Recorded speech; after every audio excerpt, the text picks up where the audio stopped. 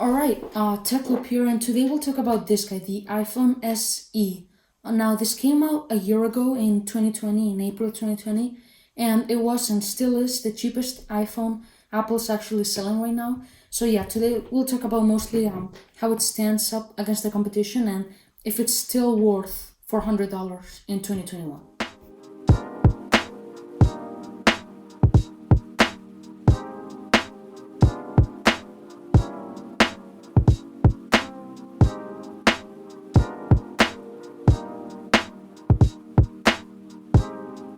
Okay, so first of all is the price. This starts at $399, which makes it the cheapest iPhone. And for comparison, the XR, which is the next cheapest, starts at $499. So I think probably the most important thing on this phone is the chip. This phone has an A13 Bionic chip, which means it's just as fast as the rest of the iPhone 11 lineup.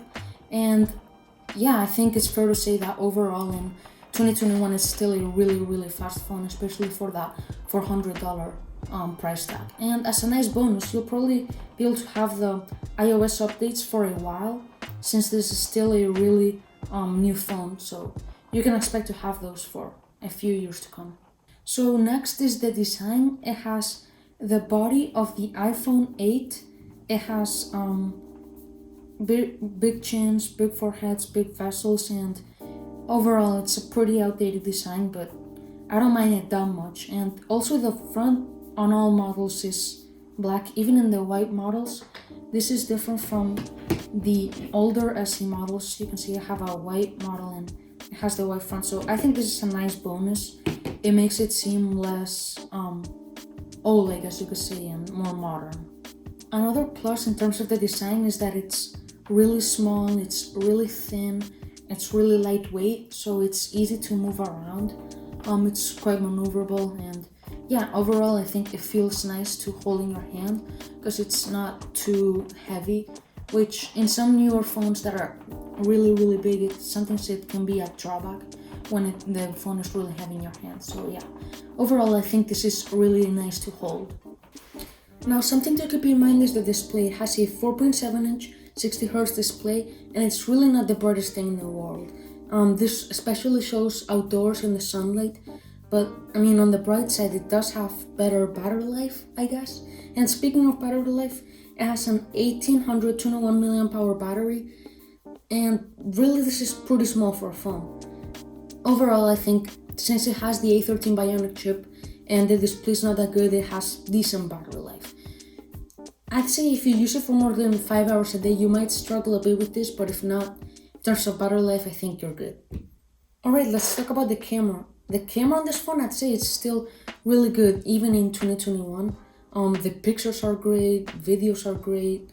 The zoom does leave a bit to be desired, but it's alright. And yeah, videos, it has 4K 60 FPS video, and portrait mode, it does have a problem with fringing and it only works with faces, but you have to consider this is all on a $400 phone, and the camera for this price, I'd say, is a really good deal.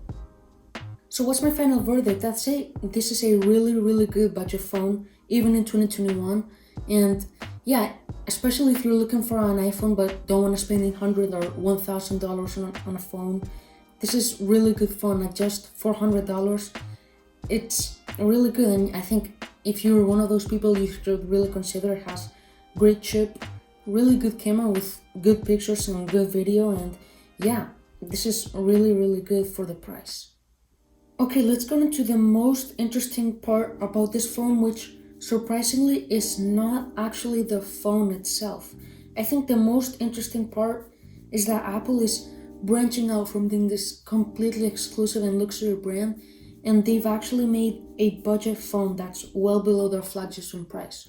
And the reason why they did this, I think, is to get people into this Apple ecosystem, and if they bought an iPhone, they might also buy AirPods or an Apple Watch or a MacBook or something of the kind. And yeah, I think this is a really interesting strategy, and I guess we'll see how it turns out in a few years. Anyway, I hope you enjoyed my first video. If you did like it, I'd really appreciate it if you subscribed, as it really helps, especially in these first stages of my YouTube channel. And yeah, I guess I'll see you in the next video. Bye.